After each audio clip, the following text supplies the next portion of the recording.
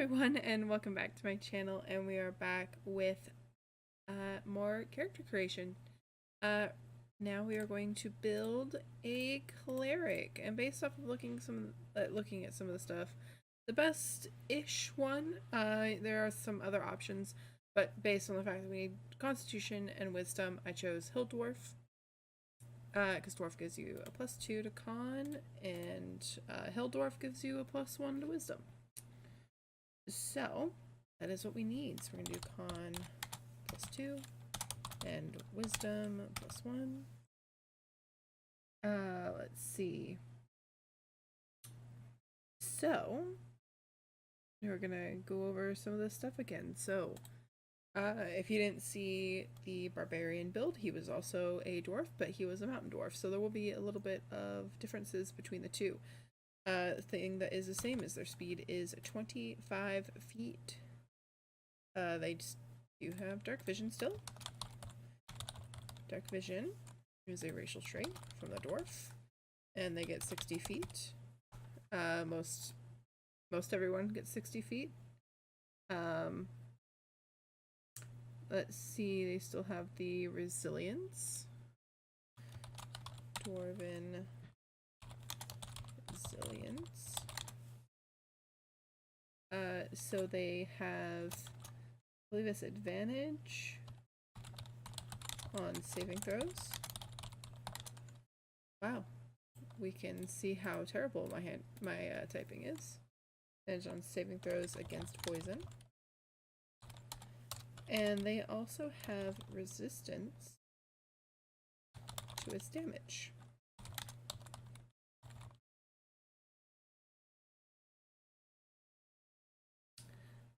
And then the combat training. So we have some weapons that we get.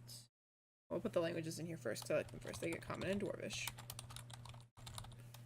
I like having my languages right there on the top. So weapons. Battle axe. Hand axe. Throwing hammer. And Warhammer. Those are their proficiencies. That will kind of help in the cleric field if you wanted a stronger weapon than what most clerics get. Most clerics just get like simple weapons, so we usually go with a mace. Depending on whichever you would like. So then we also get a proficiency in a tool of our choice. We get smiths, brewers, or masons. I think we'll do brewers. Tools on this one. And that one, to make it, it'd probably be intelligence. I guess that would kind of depend on what your DM says, but I'm going to put it as that. And then we have our stone cunning. From being a dwarf. Whenever you make an intelligence history check related to the origin of stonework, you are considered proficient in the history skill and add double. And you add double the proficiency. So normally, say at first level, the proficiency bonus is +2. So double your proficiency bonus to the check instead of the normal. So say we aren't, and so instead of just +2, you'd get to add a +4. That is simple. And then, yeah, and then we get our Hill Dwarf. So as a Hill Dwarf, we get Dwarven Toughness. I believe, yes. Dwarven. I cannot spell today.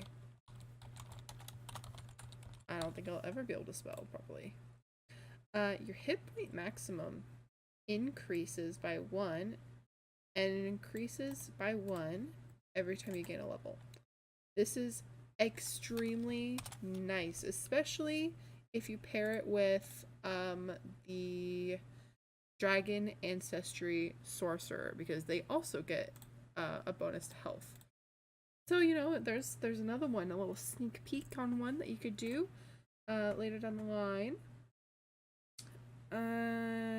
Yes, and that looks like everything for the dwarf. Now we're gonna do the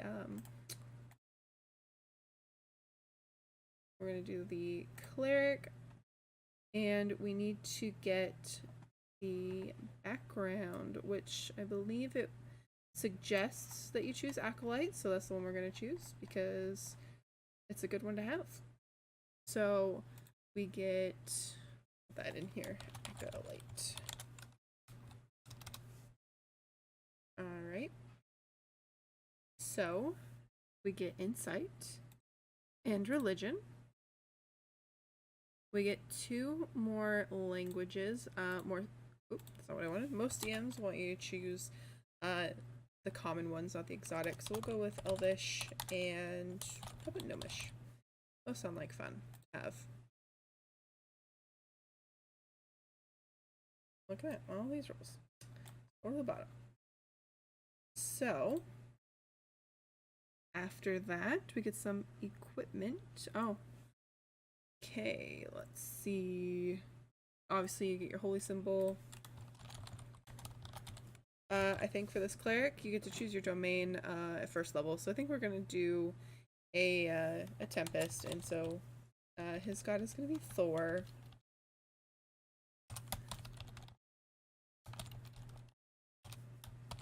I do know how to type, I promise. See a prayer book, prayer wheel. Woo! Sorry about that. You could hear my cats running across the floor upstairs. A little pack of rhinos is what they are. Let's see. Get some incense. I don't really add that kind of stuff. I don't usually use it. So we get some common clothes, which you can add in there. And then 15 gold pieces. If you watched my bard that I did, I forgot to do the background equipment. So that's fine. For the background, we get something called Shelter of the Faithful. And that is from our background as an acolyte. So this allows you, you can perform the religious ceremonies of your deity. You and your adventuring companions can expect to receive free healing and care at a temple, shrine, or other established presence of your faith, though you must provide any material components needed for spells. Those who share your religion will support you, but only you, at a modest lifestyle. You might also have ties to a specific temple dedicated to your chosen deity or pantheon, and you have residence there.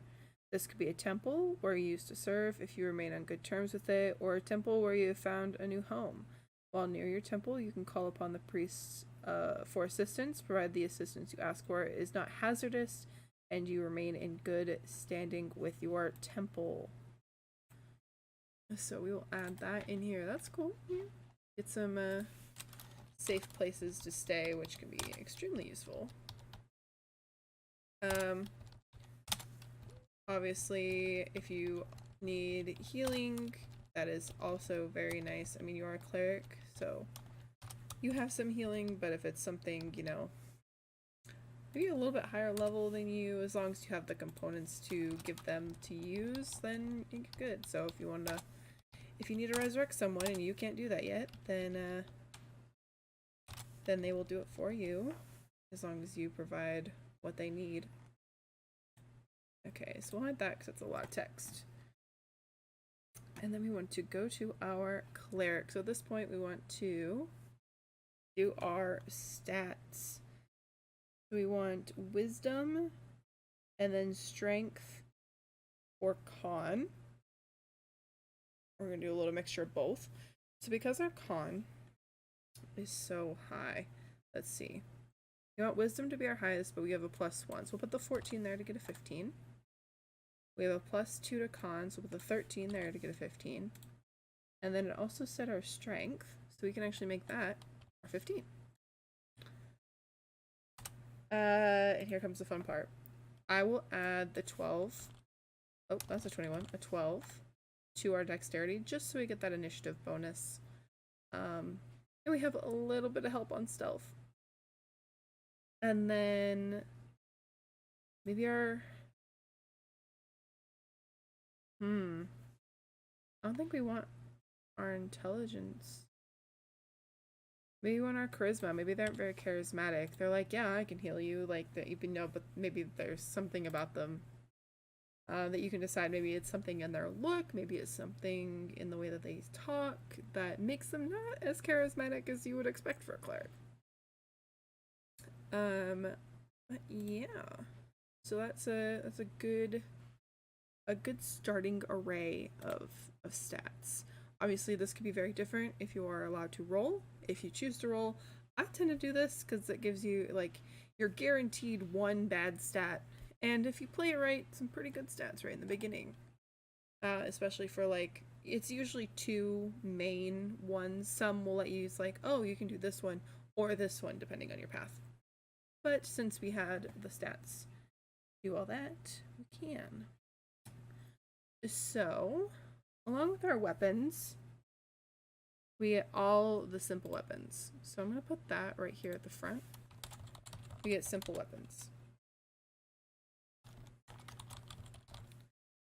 And then we also have all of those to choose from. Are we proficient in Warhammer? I believe we are. Yeah, look at that, we are. So for our equipment, we can actually choose a Warhammer, which is very nice. Very nice to have. So it's a mace or a warhammer if you're proficient, which we are, so we can do that. What is the difference here? Oh, one-handed and two-handed. That's very nice that it does that for you. Scale mail, leather armor, or chainmail if proficient. What kind of armor are we proficient in? I don't believe Dwarf gave us anything armor-wise.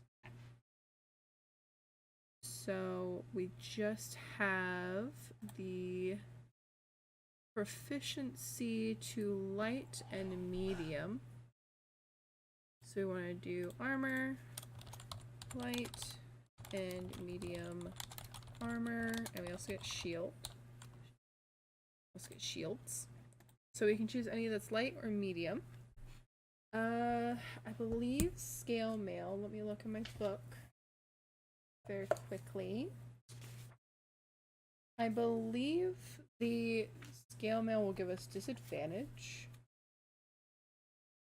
So we want to be careful on that one. The scale mail, it does. So we're actually going to choose the leather armor. It won't be as high for our armor class, but it doesn't give you disadvantage, and our bonus already isn't that great. I mean, if you wanted a higher armor class, if you expect to be up in the fray. So, well, let's see. Leather gives you 11 plus dex. Scale gives you 14 plus dex to a max of 2. So, I mean, either way. Scale would give us a 16. I guess you could do either or. I'm gonna put both in here. You can choose between whichever one you like if you want that. If you want to have, it should be 16, I believe. Our dex. Oh no, our dex is only 1. So, all right. So it'll be a 15 because our dex is only a 1. So you can decide. You can have the 12 or you can have the 15. Depending if you're going to be up close or far away. So that's why I'll just have them both in there for now. And then, obviously, you can only choose one. But then we can have a light crossbow or any simple weapon. Light crossbow could be good for those distances in case you run out of spell slots, which is, it happens quite a lot in the beginning because you don't have very many. Let's see.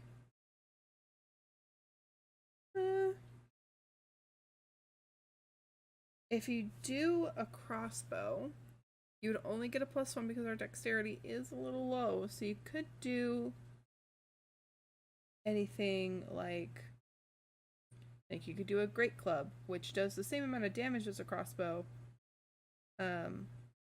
but you'd have like a little bit higher bonus to it. So any simple weapon, we're gonna do a great club. Yep, put that in there. Add that in there. And then we get to choose priest or explorers. I will just look at what's in the priest pack, but if I can choose explorers, I am going to. I cannot spell apparently. What is the prize? Priest pack. Backpack, blanket, candles, tinder box, alms box, 2 blocks of incense, censer, vestments, 2 days of rations, water skin. Yeah. Explorers. Depending on how you want to be, like if you really want to get into like, oh, I, like really get into like the role play of that, then you could definitely do a priest pack. I prefer explorers. There's a bunch of stuff: backpack, bedroll, mess kit, tinderbox, torches, 10 days of rations, water skin, and rope. I believe this weighs like a lot. I think it's like 59 pounds. I'm surprised I didn't put it in there. Yeah, I believe the explorer's pack is like 59 pounds, which is a lot.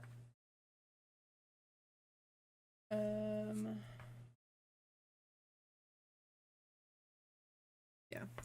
I'm surprised I didn't put that all in there. And then we get a shield, which is nice.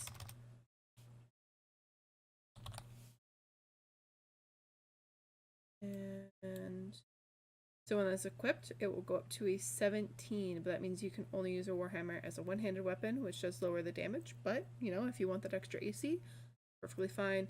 And then you get another holy symbol, which is kind of redundant since you get one with the background, but that's fine. And then we want to go into spell casting. So, as a cleric, you get to know 3 cantrips from the cleric list. Let's see. You get guidance, light, mending, resistance, sacred flame, spare the dying, and thaumaturgy. So, out of those, sacred flame, flame-like radiance descends on a creature that you can see within range, must make a dexterity saving throw or take 1d8 radiant damage. Target gains no benefit from cover from the save, and it goes up as you increase spell slots. That's a very nice spell to have on, if you want to do a little damage, and it's a cantrip, so you can cast as many times as you would like. So we will do our Sacred Flame cantrip. And then for the rest of these, let's see, guidance. You touch one willing creature. Once before the spell ends, the target can roll a d4 and add the number to the ability check.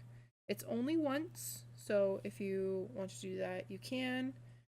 Spare the dying. You touch a living creature that has 0 hit points and the creature becomes stable. That can be really handy if you have someone who's down making death saves, and say you don't have healing, but you don't, or you don't have time to give them a healing potion, or someone else has it, you have to wait for them to get there, and you don't want them to die. So you spare the dying, they become stable, they don't have to make saves anymore. And yeah, so that is really nice. As for resistance, you touch one willing creature. Once before the spell ends, the target can roll a d4 and add the number rolled to one saving throw of its choice. There's another one that you could do. Thaumaturgy, you can make your voice loud, flames flicker, brighten, dim, or change color, cause a harmless tremor in the ground, an instantaneous sound. You can cause unlocked doors or windows to fly open or slam shut. You can alter the appearance of your eyes. It's just kind of like a fun spell. Which you can choose if you would like. You only know 3. Let's see. Light can be useful if you have any party members who don't have dark vision, and you can, you know, cast light while you guys are walking around. You put it on an object no larger than 10 feet. So you could put it on like your holy symbol or your shield, and it sheds some light.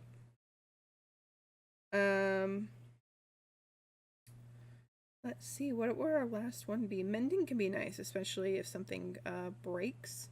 So like if like a chain link breaks, or you know, a leaking water skin, or if the DM lets you, like some modules, like, oh, if you have mending, you can cast mending, a bunch of times and fix like a huge break in like a door or something. So that can be helpful in fixing like mundane items that aren't magical. I believe you cannot use it on magical items, just because they work different. As for first levels, I believe clerics get to know all of their spells. The cleric table shows how many spell slots you have to cast your spells at first level or higher. To cast one of these spells, you must expend a slot. You prepare the list of cleric spells that are available for you to cast, choosing from the cleric spell list. When you do so, choose a number of cleric spells equal to your wisdom plus cleric level, minimum of 1 spell. The spells must be of a level which you can cast. Okay. Choose a number of cleric spells equal to wisdom, which our wisdom is 2, plus cleric level, which is 1, so 3.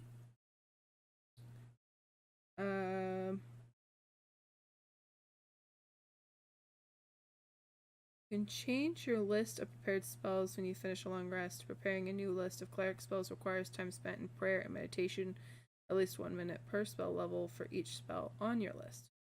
Yeah. So they have access to all of their spells. It's just, it takes a while to change them. And there are a bunch that you can choose for. Bless is a very good one. Bless is very nice. You get to choose 3 creatures, and every time that they make a roll, whenever they make an attack roll or saving throw, before the spell ends, they can roll a d4 and add that number. So that happens, that you can give that to 3 people. So say you have like a bunch of fighters up, or like your like barbarian is up fighting, you can give them, a bonus, as long as they're within range when you cast it. Really anyone. Especially if you have someone who fails a lot of like saves or misses a lot. It can be nice just to have that little extra boost there. Obviously, cure wounds or a healing word. Both are very nice. Healing word you can do from a distance. Cure wounds, you have to be able to touch them. Let's see, and guiding bolt is, I believe, a pretty good one. A flashlight streaks towards a creature of your choice. Make a ranged spell attack. On a hit, the creature takes 46 radiant damage, and the next attack roll made against this target before the end of your next turn has advantage. So that can be extremely nice, giving someone who goes after you some advantage. So we'll do those 3. Those are like a good, a good 3 to have, right at the beginning. But of course, you can choose any of which that you would like. And then our domains. So each domain gets a list of spells. Now we're going to do Tempest, so there's a little bit of a difference here. I probably should have added these in before. With the Tempest, you receive the spells Fog Cloud, and Thunderwave, which is a very nice spell. Now, Fog Cloud and Thunderwave, these do not count against the spells. You always have the spells given to you by your domain. And then at first level, you get to, let's see, you gain proficiency with martial weapons. I can't spell.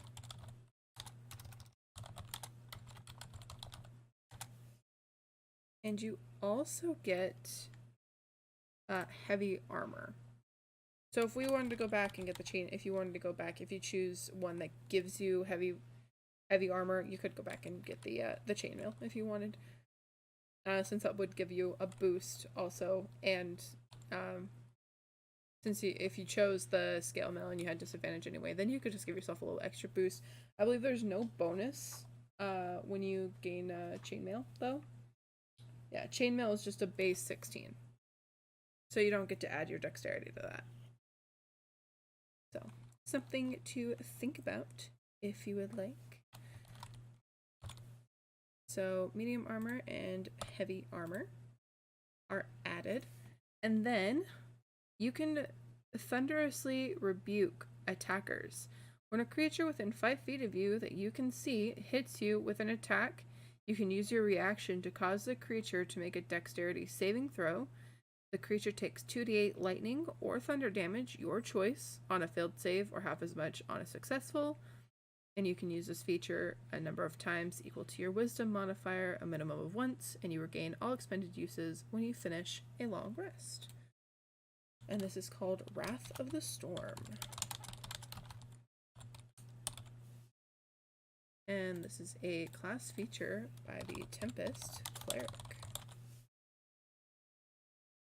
So you have that option in there with you, which is very nice just to have them need to make a saving throw or take some damage, which can be really nice, especially if you don't like being hit. So with wow, these spelling errors.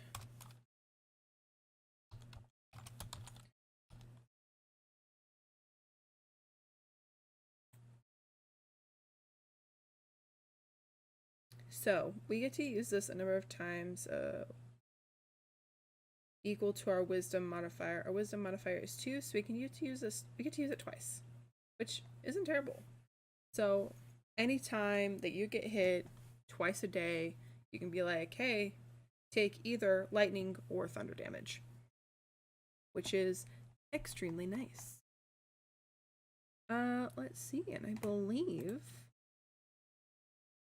we did that. Oh, we didn't do our hit points. So clerics are 8 plus their constitution, so 10 hit points. So we have 10 hit points, and then obviously you can choose, you know, your ideals and stuff like that. And I believe that is nope, we didn't choose our skills. Let's see, all simple weapons. Yeah, okay, so we get history, insight, medicine, persuasion, and religion to choose from. We have insight and we have religion. So we could do, let's see, persuasion, medicine, and history. Medicine can be nice, especially if you're out of spells. You can use medicine to help stabilize people. But you also have Spare the Dying as a cantrip. So maybe we won't do that since we have Spare the Dying. So we'll do history and persuasion. Just to give us a little bonus since our charisma isn't that good. So it makes it a 1 instead of a -1. That's for our persuasion. And I believe that officially ends. Yeah. We have our nice dwarf cleric. What we're gonna name our dwarf? Her name will be Kathra